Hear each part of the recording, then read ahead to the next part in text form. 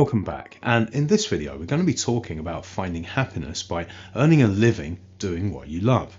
In other words, we're going to talk about how to monetize your passion.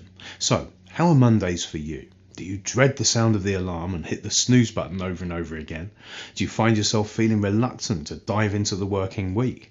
Do you spend your working hours watching the clock and wishing and hoping that 5 o'clock on Friday would just kind of hurry up and roll around a little faster? Do you only ever feel truly alive on your days off from work when you can do what you really love to do? If this sounds like you, first of all, you're not alone.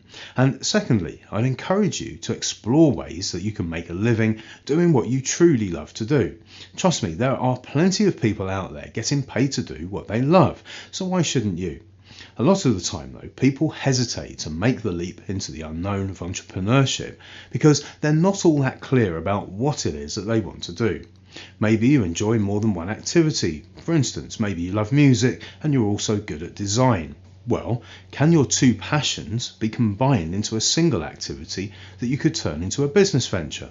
Well, maybe. And regardless, it's probably quite possible that you could find some way of leveraging your skills and your passions and make a living out of doing what you love. So the key, I think, is to get to know yourself and be honest with yourself about how you most enjoy spending your time. If there are several things, either brainstorm about ways to combine them or just choose one to focus on. Then you can brainstorm about how you could turn your passions into a product or a service that people would love to give you their money for. And I know that you can do that. I know that you can find a way of making your passion your income, because that's what I do, and it's absolutely achievable. There are quite a few things to consider, of course. You might want to start small, building your new business slowly on the weekends and continuing to work at your day job for a while. That would be absolutely fine. A lot of people do that so as not to jeopardize their family's financial security, and I get that. The most important thing is to deliver top-notch products or services and to ensure that each and every one of your customers is delighted with your work. Now, while customer service is always important, especially for entrepreneurs in the beginning stages, it is in some ways even more important.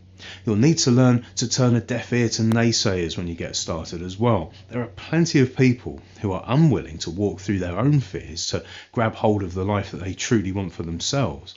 And these tend to be the people who will try and keep you from achieving all the things that you deserve in life too. So when you get started, simply ignore those people, okay? Just smile, wish them well, and keep walking in the direction of your dreams. When opportunity knocks, you'll know it. And when the time is right, even if you're scared, don't hesitate to take that leap of faith. Yes, you might fail. Most entrepreneurs have failed at least a time or two. And it's almost guaranteed that there will be days when things just don't seem to go your way. But that is where the value in success is.